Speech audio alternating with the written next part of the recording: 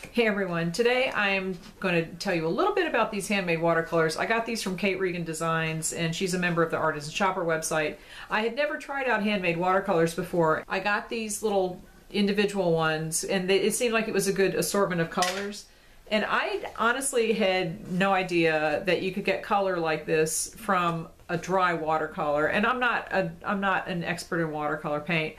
I consulted with Carolyn, who owns Kate Regan Design. She makes her own paint, and she helped me write this article about handmade watercolors. You can go on over to the Artisan Shopper blog. Just go to Google and search Artisan Shopper watercolors. It'll come up, and you should be able to find it and read that article.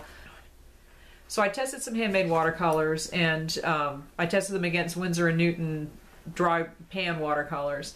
And honestly, the quality was a lot better. Sorry, Winsor & Newton.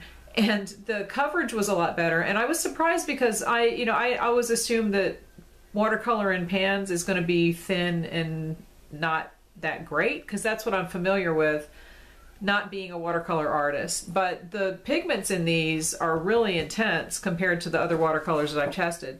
So go on over and read that blog article. But if you ever have thought about trying handmade watercolors, I definitely would recommend that you go and do it, just because it's quite different.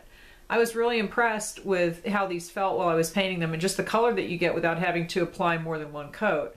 So these obviously have more pigments in them. It's just a smoother paint. It's a better experience painting than using the store-bought watercolors. So go Google Artisan Shopper watercolors. That article will come up. You can see the comparison side by side, and I will talk to you guys later.